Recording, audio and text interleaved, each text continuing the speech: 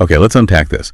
Imagine observing a loved one, maybe someone you've known your whole life, and suddenly something just feels profoundly different about them. It's not like a big medical emergency, not a sudden decline, but this subtle, almost ethereal shift you can't quite put your finger on. You might just brush it off at first, right? Yeah. Thinking, oh, they're just having a rough week.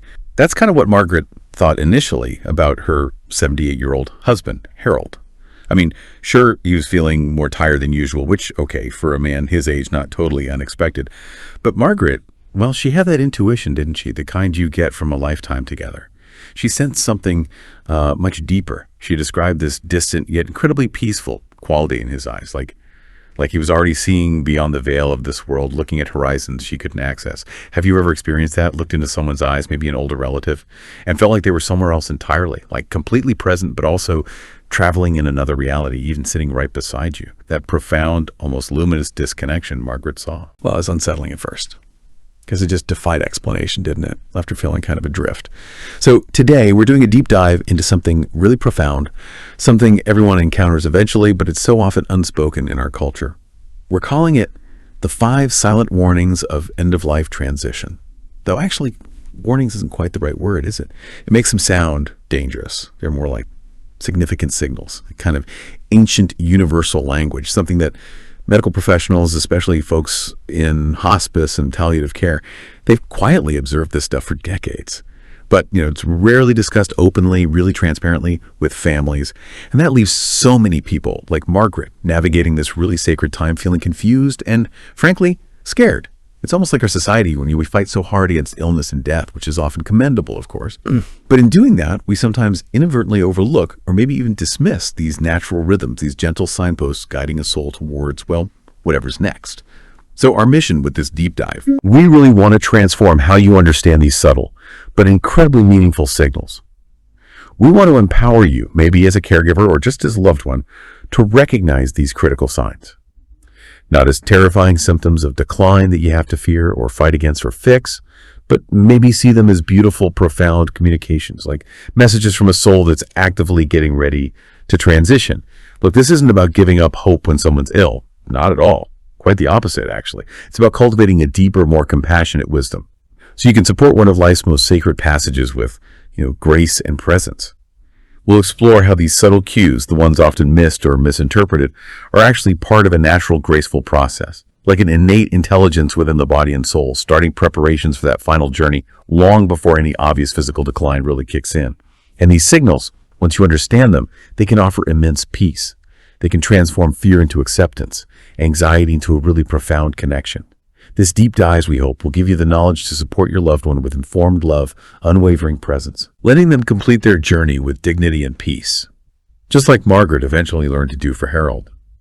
And that turned what could have been a time of huge anxiety into one of the most meaningful periods of their entire life together. Yes, and what's truly fascinating there, if you sort of step back and look at the bigger cultural picture, is how our modern way of thinking about death often revolves around struggle, this relentless fight against it, rather than honoring its natural cyclical rhythm. And this cultural story, it frequently leaves families feeling really unprepared, unsettled by changes, physiological and spiritual changes that are actually incredibly natural. They're even wise, you could say, parts of a body and soul working together in concert to make the transition as peaceful and coherent as possible. When we don't have that essential understanding, these deep, natural shifts, they can easily look like random, distressing symptoms, even pathological ones. And that can lead to interventions that might actually disrupt the dying person's inner experience or add unnecessary discomfort right when profound peace is needed most. We often equate hope just with extending life, at all cost, and we might overlook, even undermine the hope for a peaceful, dignified, meaningful transition, which is just as vital, maybe more so. So this brings up a really important, almost ancient question. What if these changes, these things that seem perplexing, aren't just random symptoms of aging or the effects of illness? What if they're actually part of an ancient universal blueprint, something embedded deep within our human experience, a kind of biological and spiritual choreography for this final act? What if they're not signs of something going wrong, but are actually profound signposts, guiding us, helping us be more present, more understanding, more genuinely supportive? We'll explore how really recognizing and internalizing these signals can shift your whole perspective. It can change feelings of worry, helplessness, grief, into a deep sense of connection, offering not just comfort, but real insight during what is, let's face it, a vulnerable and sacred time for both the person transitioning and for their loved ones witnessing it. Understanding these signals lets you move beyond just the surface observations you see and connect with the deeper spiritual work that's happening, allowing you to participate in a way that truly honors the sanctity of this passage. And throughout our discussion today, we'll really dive into Margaret's journey. We'll use her intimate experiences with Harold to illuminate these 5 often missed signals. Her story will kind of be our guide. It'll show us, with specific examples and nuanced insights, what these silent warnings truly mean, not just for your loved ones, but also for you as you walk alongside them. Harold's transition, seen through Margaret's eyes, it really demonstrates how these signals are anything but silent when you know how to listen. Listen with your heart, your awareness, and hopefully a newfound understanding of life's final, gentle chapter. Right, and here's where it gets really interesting and so personal for so many people. Margaret's story, while it feels deeply intimate, it's not unique, is it? I mean, across the country, thousands, probably millions, of families are seeing these mysterious, sometimes unsettling changes in their elderly loved ones. These shifts that feel disorienting, precisely because nobody really talks about them openly. It leaves families feeling isolated, unprepared, just adrift in uncertainty. Nobody really prepares you for that moment. Your loved one might start having these vivid, coherent chats with deceased relatives, as if they're right there in the room, sharing jokes, memories, or how they might suddenly lose all interest in the foods they've loved for like 70 years, and instead want something totally different, almost childlike, or why they start sleeping 18, maybe even 20 hours a day, even when they're not technically sick in the way we usually think of it. These aren't just random things happening. And they're not necessarily signs of medical decline that need aggressive fixing. When you understand them through the lens of end-of-life transition, they carry profound meaning. They actually offer a unique chance for connection and for real peace. Absolutely. And connecting that to the bigger picture, it just starkly highlights this huge, often painful gap in how we generally approach end-of-life care and understanding, especially in modern Western societies. We've become incredibly skilled at treating illness, haven't we? At prolonging life, using advanced medical tech. But paradoxically, we seem to have become less adept, less comfortable, and frankly less educated in recognizing and honoring the natural spiritual process of dying. These aren't just symptoms to be managed or suppressed or medicated away. They are, as you said, profound communications. From a person preparing for a significant, deeply personal, and ultimately sacred transition. And they offer this immense, often fleeting opportunity for us to engage differently, to show up with greater awareness, real compassion, unwavering empathy. It allows us to support our loved ones in ways that truly align with their unfolding inner experience instead of imposing our own anxieties or our need to control the uncontrollable. That's so true. And it really gets to the heart of Margaret's initial struggle, doesn't it? She first felt such confusion, even fear, when Harold started acting differently. You know, his sudden chats with his long-dead brother Frank, his complete loss of interest in that beloved Sunday pot roast, his sleeping all the time. These were all things she initially saw as definitive signs of, like rapid mental decline, or even some frightening illness spiraling out of control. She was worried he was deeply confused, maybe having hallucinations that meant he'd lost touch with reality. She worried intensely about what was wrong with him, not realizing, not yet anyway, that these changes were actually profoundly right steps in his natural, intuitive journey towards transition. She thought she needed to intervene, right? To fix something, pull him back to her reality, when what he actually needed, what he truly craved, was acceptance, understanding, and just a loving presence that mirrored what was happening inside him. Okay, so the first silent warning Margaret discovered. It's something geriatric specialists and hospice workers have quietly noted for ages. They call it the turning inward. This is a gradual, sometimes really subtle, but definitely noticeable shift, where your loved one's attention, their energy, it starts to move away from the noise and demands of the outside world. And it moves towards something deeply internal, private, and, well, profoundly significant. It's not usually sudden, not abrupt. It's this subtle withdrawal that's easy to miss, or, like Margaret first did, mistake for just disinterest or depression, or maybe even giving up on life. But at its core, it's a profound internal shift. A deliberate, though maybe unconscious, withdrawal from outside stimulation, but for a very specific, very sacred purpose. Think about Harold. He'd always been, the life of the party, a real social butterfly, the kind of guy who chatted up strangers at the checkout line, called his kids and grandkids every single Sunday, always volunteered for community stuff. He lived outwardly, engaged. But in those final weeks, Margaret noticed this profound change. He became increasingly quiet, spent hours just sitting by the window in his favorite chair, not watching TV, not reading the paper, not even really looking out at the garden. Just sitting, seemingly listening to something only he could hear, observing an internal landscape that was becoming more real, more vibrant than the external one. When she gently asked, "What are you thinking about, dear?" he'd often just smile softly, this peaceful, almost beatific smile, and say, "Oh, just remembering." But in his eyes, Margaret saw this depth, this serene peacefulness she'd never seen before, as if he was diligently processing 78 years of life, finding meaning, reconciling things, integrating moments she couldn't access. It was like his inner world was blossoming, becoming the main stage of his existence. Right. And what's truly fascinating and so important here is that this turning inward isn't depression, though it's so often and understandably mistaken for it by worried families. Psychologists, especially those working with older adults, they call this life review. It's a crucial, sacred, psychological, and spiritual task. Integrating one's whole life experience, making peace with old wounds, celebrating achievements, and ultimately preparing their spirit for whatever comes next. It's actually a fundamental human need. You see it across cultures and time. To find meaning and coherence in your life story as it nears its end. You could think of it like the soul's final editing process, making sure the narrative is complete, understood, and ultimately at peace. So it's not a turning away from loved ones, but a turning inward to focus that precious, dwindling energy on this vital internal pilgrimage.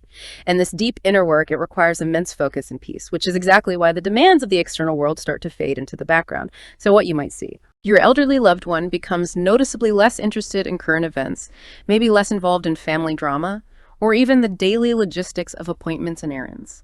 Their focus naturally, profoundly shifts to deeply significant memories, the most cherished relationships of their life, and those big existential questions about meaning and purpose that may be echoed throughout their life. They might start telling vivid stories from childhood with amazing clarity, or mention people from their distant past with a directness and emotional resonance that surprises you, as if these long-ago connections are becoming more real, more present than the immediate world. Now, this isn't necessarily confusion or cognitive decline in the way we usually think about it. It's a profound recalibration of what truly holds significance as they prepare for the next chapter. It's their soul doing its final, most important work. That's such a powerful reframe, isn't it? Seeing it not as withdrawal, but as this essential life review. But for many of us, that sounds so counterintuitive. We're often taught to keep elders engaged, stimulated, present in our reality. So how do we bridge that gap? What are some of the subtler cues beyond just sitting quietly that families might still miss? Thinking it's just disinterest, when it's actually this deep process unfolding. What does this really mean practically for you, the listener, in those moments, right? So this withdrawal, it isn't them giving up on life or on you. It's them actively doing the most profound inner work that dying actually requires. Margaret, through her quiet observation and shifting her own perspective, she learned to honor Harold's deep need for this internal space. How? Well, she just started sitting with him in comfortable, undemanding silence, holding his hand sometimes, creating a peaceful, quiet, accepting environment. She minimized distractions, turned off the TV, kept visits brief and calm. She understood her role had shifted from stimulating him to safeguarding his sacred inner journey. And you can do this too. You can cultivate this quiet, respectful space. Minimize distractions. Offer your loved one the dignity and peace to do this essential work without feeling pressured or misunderstood or anxiously prodded. Your calm, loving, understanding presence in that quiet space, that can be the most profound and compassionate gift you offer. A silent affirmation of their sacred internal work. It's really about being with them, isn't it? Not trying to change them. Okay, let's move to the second silent warning. And this one. Well, this one is often the most mysterious, the most challenging, and honestly, it can deeply frighten families because it seems to fly in the face of everything we think we know about reality, about life and death itself. Your loved one might start having these vivid, coherent, and really meaningful conversations with relatives, friends, even beloved pets who passed away, sometimes decades ago. For many people, this immediately triggers fear. Fear of hallucinations, a profound loss of mental faculties, maybe the onset of severe dementia, or even just a feeling that their loved one is, losing it, becoming profoundly confused. Remember Harold? He started having these incredibly rich, dynamic conversations with his older brother, Frank. Frank, who died tragically in Vietnam 50 years earlier. And these weren't like confused ramblings or just isolated, nonsensical words. No, they were coherent, emotionally rich, deeply personal exchanges. Harold would laugh out loud at Frank's jokes, his face lighting up with real joy. He'd reminisce about childhood adventures, even argue good-naturedly about old disagreements, as if Frank was sitting right there in the room. a palpable presence only Harold could fully perceive. Margaret's first instinct, almost automatic, was to correct him, to gently, lovingly remind him, "Honey, Frank's been gone for decades. He isn't here." But she quickly noticed something profound. These conversations, these interactions with his deceased brother, they brought Harold more peace, more genuine joy, a deeper sense of connection than almost anything else. And in those moments, Margaret started to wonder, to really wonder if maybe, just maybe, dying people, as they approach that threshold, can genuinely perceive dimensions of reality. Dimensions that those of us still firmly anchored in physical life just can't access yet, can't comprehend. Precisely. And this phenomenon, just as you describe it, it raises a profoundly important question about the very nature of our perception of reality. It fundamentally challenges our conventional, often purely scientific and materialistic understanding of consciousness. Now, while many skeptics are quick to attribute these visitations to medication side effects or lack of oxygen or various forms of cognitive impairment, labeling them terminal delirium or hallucinations, the reality observed by medical professionals and hospice workers in countless settings is far more complex and remarkably consistent. These profound interactions, they've been documented happening even in patients without pain medication, with perfectly normal oxygen levels and with otherwise clear cognitive function. Sometimes, even with objective observers, noting the profound peace, the lucidity, the emotional coherence of the dying person during these episodes. This consistent pattern really challenges our purely physiological models of existence, doesn't it? And it opens up this profound, almost sacred space for considering the nature of consciousness itself as it begins to transcend the physical body. These connections, they aren't random, nor are they usually a sign of delusion. Instead, they are very consistently seen by those on the front lines of end-of-life care as sources of immense comfort, vital reassurance, profound guidance for the person dying.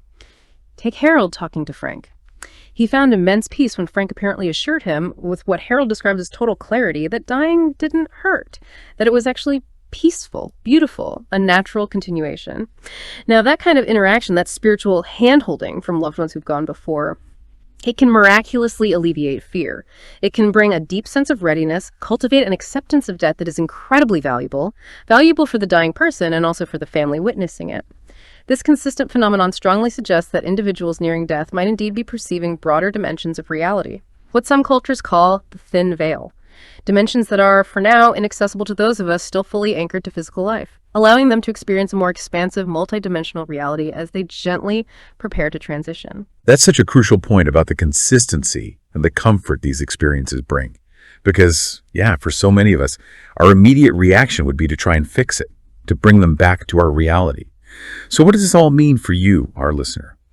When your loved one starts having these deeply personal, seemingly otherworldly conversations, what's the most loving, the most supportive response we can offer instead of trying to correct their reality? Well, if your loved one begins talking to deceased relatives or beloved pets, try to resist that immediate, almost instinctive urge to argue with their reality. Don't correct them or insist that the person they're talking to isn't really there. Instead, try to approach these moments with an open heart, a profound sense of curiosity, a willingness to simply bear witness. Ask gentle, open-ended questions that invite them to share more. Like, "Oh, what are you and Frank talking about today?" Or maybe, "What did your mother tell you about that?" Listen with an open mind. Don't try to analyze or rationalize it. Just hear and understand. And really consider, that they might be receiving exactly the comfort, the reassurance, the vital guidance they need from sources that maybe transcend your current understanding. Your loving acceptance of their experience without judgment or intervention, that can be an immense source of peace for them. Affirmation, profound comfort. It allows them to fully engage in these deeply personal and vital interactions as they prepare for their journey. It truly is a profound act of love, isn't it? To meet them where they are rather than demanding they meet you where you are. Okay, on to the third silent warning. This one involves a dramatic, often quite perplexing change in your loved one's relationship with food. Margaret almost missed this one. Or maybe she initially dismissed it because, well, don't all elderly people eventually lose their appetite? It feels like a common, almost expected part of aging. But Harold's changes were much more profound than just simple appetite loss. He started actively rejecting foods he had loved, savored for decades, even things Margaret prepared with so much care. And at the same time, he developed this intense, almost singular craving for specific, simple, almost childlike foods. Items that seemed to connect him on some deep subconscious level to his earliest memories of being nourished, comforted, unconditionally cared for. Take Harold again.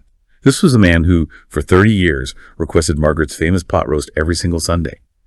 It was their ritual rite, a cornerstone of their week. Yet in his final weeks, suddenly he couldn't tolerate the smell of cooking meat. It made him feel nauseous, or just completely extinguished any desire to eat. Instead, he developed this intense, almost overwhelming desire for vanilla ice cream. And not just any vanilla ice cream. Specifically, the kind his mother used to make by hand in an old wooden churn when he was like a barefoot 5-year-old boy. Now, this wasn't just a passing fancy. It was this deep, visceral craving for comfort, a taste of primal safety and love.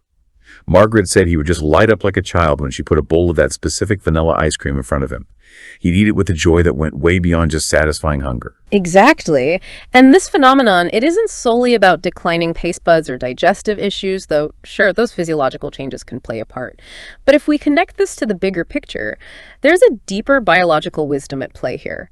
Your loved one's body is actually starting a profound process. It's beginning to shut down non-essential functions, deliberately conserving precious energy for the enormous, energetically demanding work of dying and transitioning.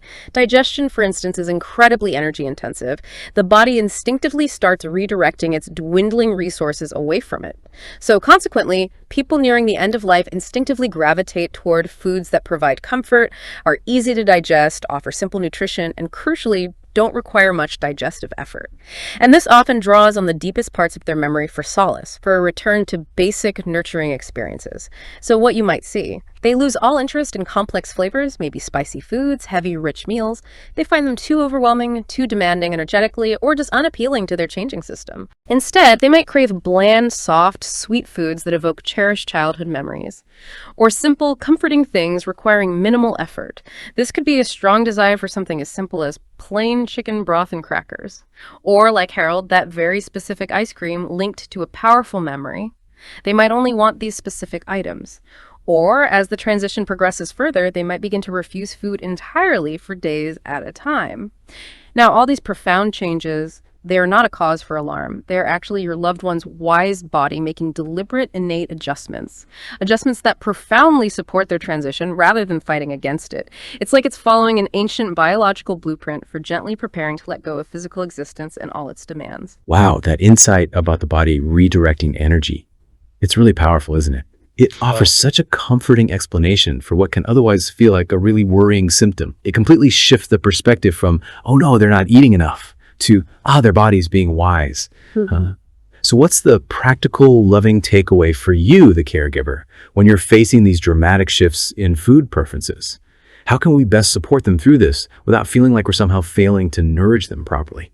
Well, Margaret learned to honor Harold's changing preferences without trying to force nutrition on him or maintain his weight. And that was a huge act of letting go of her own anxieties, When he wanted ice cream for breakfast, lunch, and dinner, she served it with profound love, deep gratitude. She came to understand that at this stage, nourishing his soul, providing comfort and joy, had become immeasurably more important than nourishing his physical body with proper nutrition. So the most loving, compassionate, truly helpful thing you can do is often to stop worrying about proper nutrition or making sure they eat a balanced meal by our usual standards. Instead, pivot your focus entirely.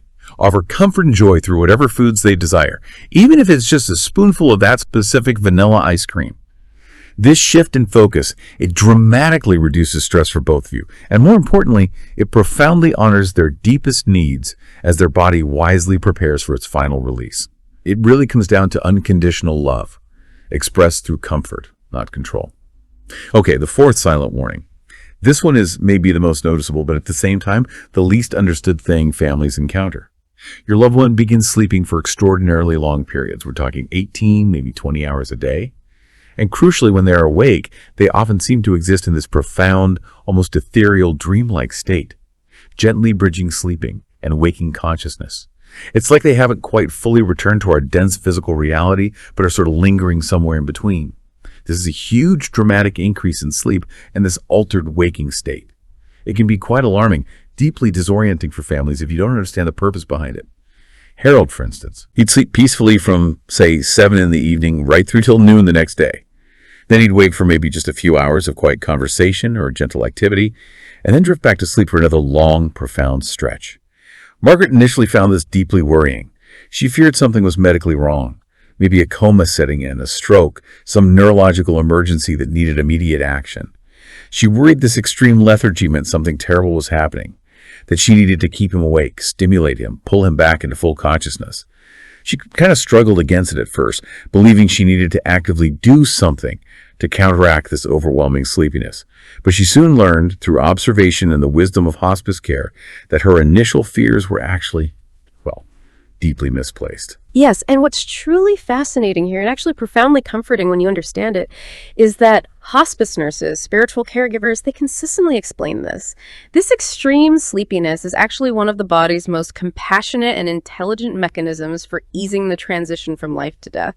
When your loved one sleeps for these extended periods, their consciousness, it's no longer tethered quite so tightly to the demands of the physical body. It can explore other dimensions, process a lifetime of memories, reconcile past experiences, and gradually, gently detach from physical existence, all without the fear, the anxiety, or the discomfort that might come with a more fully conscious dying process. It's a gentle, graceful withdrawal, a softening of the edges of reality, really, allowing the soul to prepare without the burden of earthly demands. Think of it like this analogy really captures the essence beautifully. Just as a caterpillar has to enter the darkness and stillness of the chrysalis to undergo that profound transformation into a butterfly, your loved one's soul needs these extended periods of unconsciousness, this sacred chrysalis state, to do the profound work of releasing earthly attachments and preparing for whatever magnificent transformation death ultimately represents. And during these long, deep sleeps, many people nearing death consistently report incredibly vivid dreams, often spiritual ones. They might travel to beautiful, serene places, reunite with deceased loved ones, or receive profound spiritual teachings that help them understand their life's purpose and prepare, emotionally and spiritually, for what's next. Harold, for example, often told Margaret about dreams where he was young again, hiking through sunny meadows with his long-dead parents, or sitting peacefully by rivers with friends from childhood.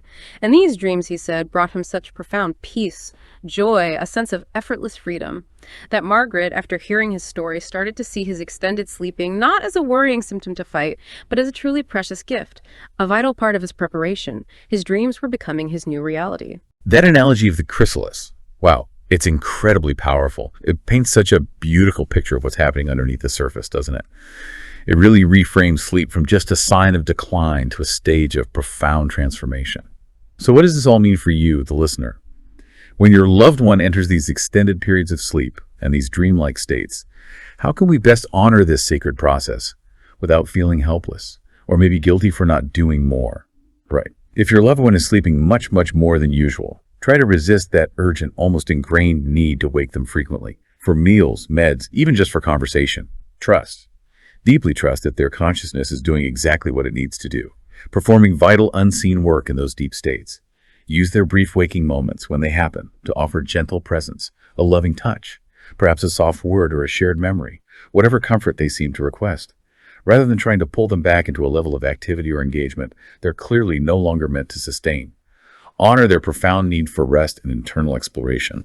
Create an atmosphere of quiet reverence around them. Dim the lights. Maybe play soft music if they like that. Ensure their environment is undisturbed. This act of quiet, respectful presence. It's often the most profound form of care you can offer, allowing them the space and peace to complete their internal journey unimpeded.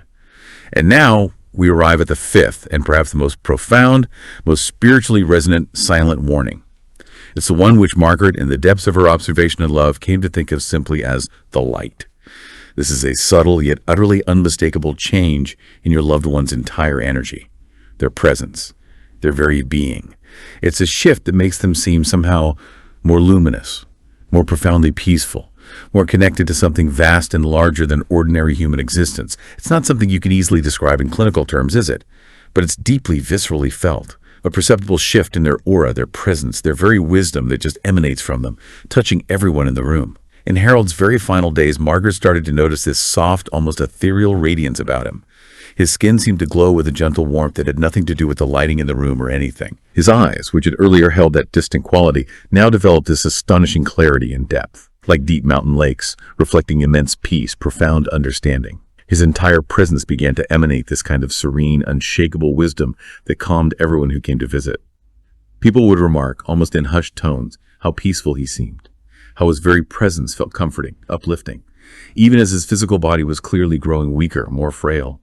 It was as if the essence of who he truly was, His soul was shining through his dissolving physical form with this unprecedented brilliance.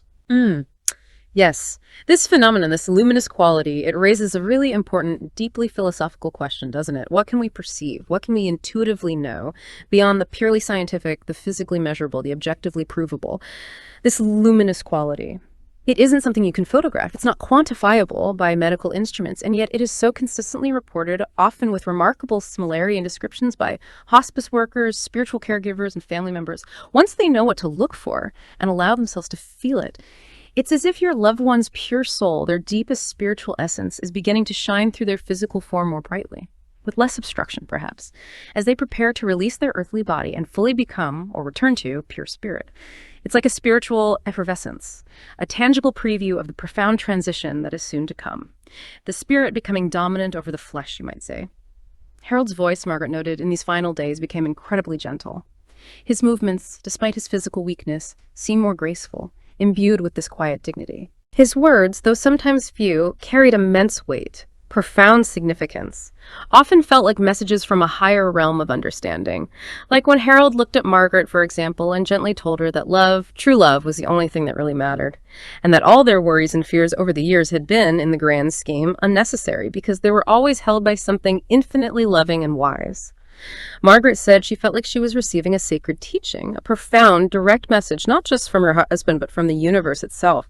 This luminous quality, this profound inner radiance, it very often appears alongside a deep, pervasive sense of peace and acceptance, a kind of cosmic reassurance that their life had meaning and purpose, and that death is not something to fear, but actually something beautiful, something to anticipate with a serene readiness. It's the ultimate homecoming. That description, especially of Harold's words feeling like a sacred teaching, that truly brings home the transformative power of these moments. It shifts the perspective from just being there to being a witness to something truly profound, doesn't it? So what does this all mean for you, the listener, when you begin to perceive this almost otherworldly, luminous presence in your loved one? How can we best prepare ourselves to receive and cherish this ultimate gift? Margaret learned not just to notice, but to deeply treasure and embrace these moments of luminous presence. She understood that Harold was offering her these invaluable, tangible glimpses of the sacred dimension of existence, a realm that dying people seem uniquely able to access as they near the threshold. Witnessing this kind of profound spiritual transformation in a loved one is not only a tremendous privilege, but it's an experience that will fundamentally deepen your own understanding. Your understanding of life, of death, of what truly matters in this brief, precious, and ultimately sacred experience we call being human. It will reshape your perspective, leave you with a richer, more expansive view of existence. Understanding that death isn't just an ending, but a continuation. A profound return to source, illuminated by the light. So if we connect all these 5 observations together back to Harold and Margaret's journey, we realize something crucial. These silent warnings, they weren't really warnings at all, were they? Not in the traditional sense of danger. They were, in fact, profound invitations. Invitations to participate with open hearts and expanded awareness in one of life's most sacred, most mysterious, and ultimately most beautiful passages. Opportunities to witness the mystery and beauty of a soul diligently preparing to return to its source. It's a profound paradigm-shifting perspective, really, moving us from that purely medical view of decline and struggle to a deeply spiritual acknowledgement of transition, transformation, and homecoming. These are invitations to engage with death not as an enemy to be fought, but perhaps as a final teacher. Right. And this realization, this profound shift in understanding, it presents you, the caregiver, the loved one, with a powerful, deeply personal choice. You can respond to these signs with fear, maybe with denial, desperately trying to pull them back into ordinary consciousness, into normal life patterns, and potentially adding to their struggle.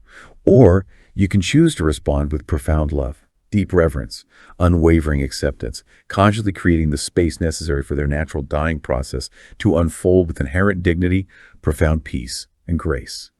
Your choice in these critical moments, it profoundly impacts not just their final experience, but yours as well, shaping your memories, your understanding of life and loss for years to come. Margaret, faced with her initial fear and confusion, she chose love. And in making that choice, those final weeks with Harold became, surprisingly, the most meaningful and transformative time of their entire marriage. It wasn't a time of constant sorrow, actually, but one filled with deeper conversations, more authentic intimacy, a profound sense of participating in something sacred. Moments that connected them to these eternal dimensions of existence that usually stay hidden beneath the surface of everyday life. This conscious choice, this intentional embrace of his journey, it allowed her to connect with Harold on a level she never thought possible, even as he was preparing to leave his physical form. Their love story in this final chapter became its most profound. The core message here is really profound and one we hope resonates deeply with you. Dying is not the opposite of living. Rather, it is the sacred culmination of living. It's the final and, in many ways, the most significant act of a life story. A story that deserves to be honored, supported, witnessed with reverence. Not feared, fought against, or ignored. When you understand these 5 silent warnings as natural, beautiful, purposeful aspects of your loved one's transition, rather than perplexing symptoms to fix or problems to solve, you can be present for them in ways that provide unparalleled comfort, immense meaning, and profound authentic connection. During their most vulnerable and utterly important passage, you become a loving, informed guide, you see, rather than a frantic rescuer.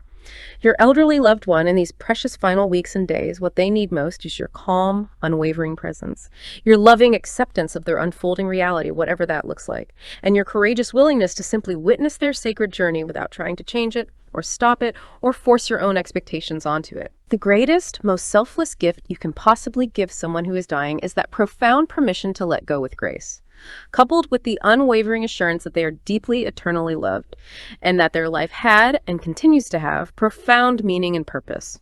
Don't wait to have those important, heartfelt conversations about love, forgiveness, gratitude, the meaning they brought to your life. Create deliberate opportunities for authentic connection. These conversations, whether spoken aloud or communicated through just a simple loving touch,